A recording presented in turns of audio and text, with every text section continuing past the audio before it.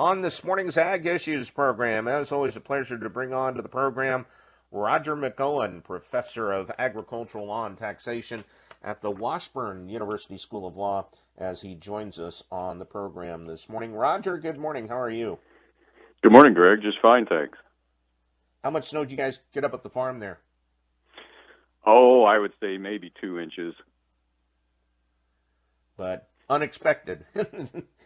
Well, this appears to have quite a bit of moisture in it, so I'm really happy about that. I had actually, because of the heat and the wind last week, I had actually watered trees twice last week, all the baby trees that I've planted over the last 2 or 3 years. And this is really welcome. This will probably get me around this week. Yeah, absolutely. All right, let's get into it. And, you know, there are many landowners out there, Roger, that allow hunting on their farm and ranch land that they own. And, you know, you see the use of a tract for hunting that, or really oral permission is what they'll have. You know, the hunters come and said, hey, can we hunt on your land? Sure, not a problem.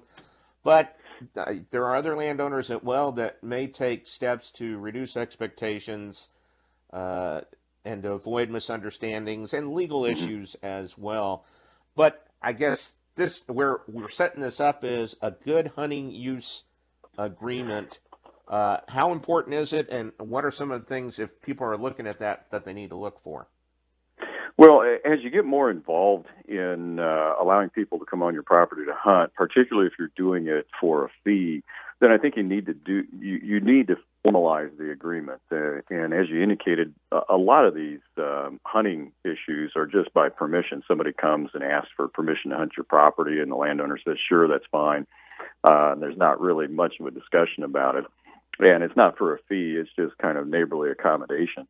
But as you get more involved, and particularly if you are in some of these fee hunt guided operations, and there are a few of those in Kansas, particularly down south central, southwest, then you really need to think through the legal issues that are involved and formalize that agreement. And where I start in my recent article on this is I start with a discussion of what is it that we're talking about in terms of the property interest involved. This is not a lease. You're not leasing the ground out. You're not giving up possession of the property like you would with a farmland lease. This is a license. It's a permissive use activity. And so, you know, if you didn't have that permission, you would be a trespasser. So a hunter that is on the premises with permission, we call them a licensee. And so that license can be terminated at any time by the landowner, the person that granted the license, by simply denying permission to hunt. And so what we're trying to do in a hunting use agreement is formalize that license use in terms of where can you hunt, what rights do you have, what's allowed, what's prohibited, what rights does the landowner have, and all those types of things. And, you know, and people think, okay, let's just, you know, they want to hunt on the land itself. But if you're going to use the elements of the agreement itself, probably a couple of the top things I would think would be what part of the land are you allowed to, or tract, or whatever the case is, you're allowed to hunt on, and or what are the rights of the hunting operator too. Yeah, and that's really important, and really that's where I would start. Start with a description of the property that the person that's going to hunt, I call them the hunting operator, where can they hunt at? So list that out, give a description of the property, and provide the number of acres, and then provide a precise legal description and include that to your agreement as an exhibit at the back end. And I think it's a good idea also to provide a map showing the areas where hunting is not allowed, and then attach that map to the agreement too. So it's absolutely clear where the license to hunt is allowed and where it's not allowed. And then the next part of it, I think, is where you want to get into the various rights of the parties involved. And how much is it that you're looking at? Okay, if it's just one hunter, fine. But chances are that hunter may bring his buddies or may bring family members and other, guests or whatever the case is. You know, I like growing up in southwest Kansas, when pheasant hunting season began, you'd be amazed how many little corporate jets were there because companies will come in, bring their bosses or whatever the case is to go pheasant hunting. But that's important in that aspect to know, okay, is it 1, is it 10, is it 5 that are going to be hunting on that land? Yeah, that's really important, and I think a lot of what I'm writing here grows out of what I experienced as a kid growing up on my family's farm in Indiana. My dad would raise pheasants and quail in field pens, and these are the real large pens, about a 12-foot ceiling on them. You raise the birds out there in the wild in the pens, and then you release them.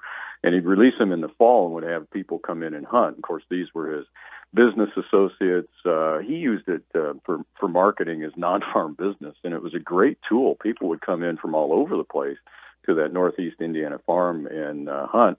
And to this day, presently, we're raising chuckers, and some of those get released in the fall. And it's not as elaborate as my father would do it, but my brother does have some friends come in, and of course family come in and hunt those. And those, if you don't know what a chucker is, it's basically a partridge. It's an African partridge. They're gorgeous birds, and it's kind of odd. I was talking to my brother some time ago, and he mentioned he got a phone call from somebody in the nearest town about 6 miles away, and one of the chuckers made it into town, and people didn't know what it was or where it came from. And it is a unique bird to see in northeastern Indiana, but if you've never seen them, they're gorgeous.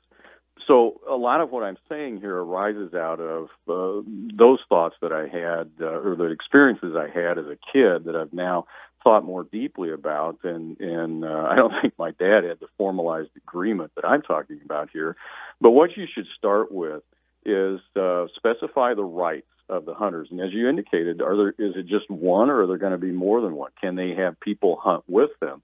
What are the uses that are permitted on the property? Are there bag limits? Depending on the species that's being hunted, what is the species that you're going to allow to be hunted, the sex, the size, if it's deer, elk, whatever, antler or horn limitations. Note those as appropriate so they know what they're hunting, and then specify that, and I think this is a really key element that people tend to forget about, is the hunting use right, is it exclusive or non-exclusive? And what I mean by that is, are you granting the hunting operator an exclusive right to hunt where the landowner is not entitled to use their property for hunting purposes during the term of the agreement? In other words, just the hunter is the only one that can hunt the property, and the landowner is saying, okay, I will not hunt my property during the term of this agreement. If it's a non-exclusive agreement, then the landowner or somebody they designate can use the property for game hunting purposes too. So with non-exclusive rights, I think it might be desirable to list any limitations to the landowner's retained hunting rights. So that is key to avoid any misunderstandings with people you're having come on and hunt your property. Are you retaining the right to hunt your own property during the term of this agreement, or are you not? Make sure that that is clearly specified and discussed with those people that you're allowing to come onto the property to hunt. So if you're making an agreement, Roger, probably another area to look at, but maybe not quite as clear, is how do you determine if you want to charge for the granting of hunting rights, how do you determine what a quote-unquote fair rate would be? That's really tough. That's a great question, but what is a fair rate to charge for the granting of hunting rights? I don't know. It depends. And this is what I tell people. It's going to depend from situation to situation, from location to location. What you have to think about would be primarily, what rights am I giving up? What's the value of those rights that I'm giving up? And that's hard to determine. So what you want to do is see if there are other hunting operations in your area on properties that are comparable to you. What are they charging? It could be difficult to determine that because there may not be those operations nearby, but check. Data might be available. Also, and I don't know, I should check this, the Extension Service in Kansas with K-State has a lot of data. They have a lot of survey data that farmers and ranchers can use. I don't know off the top of my head, and I haven't had a chance to ask around, whether they retain data on what the charges would be for granting hunting rights in Kansas and in various parts of Kansas. County extension agents might be a good place to start with that. And frankly, I need to do that and update my article, but I just get so busy with stuff, I haven't had a chance to do that. But check with K-State, check with the local county extension office, see if they have any ideas of what people might be charging. The topic this morning, elements of a hunting use agreement, and Roger McEowen, professor of agricultural law and taxation at the Washburn University School of Law, is joining us. Now, we've been talking about specific things within a hunting license agreement, using agreement.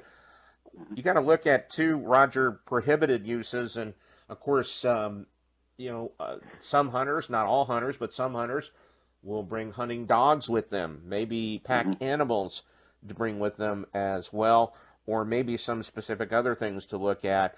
And for the person who's making the agreement, important to clearly state what uses on the property are and are not allowed? Yeah, I think that's just as important as the uses that are allowed, to list those that aren't allowed. Are we going to have people camping out overnight? If so, are campfires allowed? As you indicated, can they use dogs? What about hunting at night, where in instances where that is permitted? One of the issues that I recall as a kid, we had an interior fence in the middle of the farm in Indiana, and we would constantly have these were trespassers that would cut holes in that 3-strand barbed wire fence to let their dogs through. That was incredibly irritating, I remember, to my father. And so you want to, if dogs are allowed, is there a gate where they can go through? You do not want people cutting fences. That's a bad deal, particularly if it's a partition fence. You just can't have that. So clearly specify that, and where the use of dogs is permitted and where it's not permitted. Also, make sure that if you get into, say, a guided service where pack animals that are used, are you going to have to put up corrals? What are the feeding requirements? Those types of things. And make sure that there's proper documentation that the hunting operator has that shows compliance with inspection and vaccines and health requirements, and make sure that the landowner is provided with reports and certificates. And that's how involved this can get as you develop a hunting operation. And then along with this, I'd say you've got to have insurance coverage. Make sure that, particularly if you have a fee-based activity, that you've got insurance on the premises and which party is supposed to carry that insurance, the liability coverage, and how much. And make sure that insurance covers any improvements that are on the property. And if you don't rely on coverage under an existing comprehensive liability policy for the farm or the ranch, I think that's good not to rely on that, because those comprehensive policies generally will not cover non-farm fee-based activities, which these are. So these can be a good source of outside income, but don't rely on your comprehensive farm liability policy for coverage, because they most likely have have an exclusionary clause in there that will not cover these activities. You'll have to purchase a separate rider to get coverage. Because this falls under the liability issues, this would fall under, depending on the state, agritourism activities?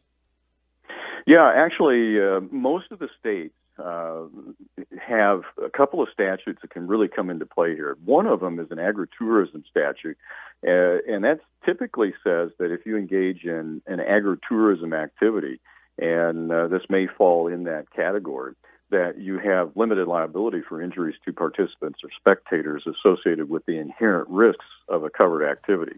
Now, the agritourism activities will cover things such as rodeos and so forth. Whether this fits under there might be a little iffy, but there is another statute that Kansas has, known as the recreational use statute, that can also provide liability protection. And under that one, even if you charge a fee as an agricultural landowner, you can get the protection of the statute.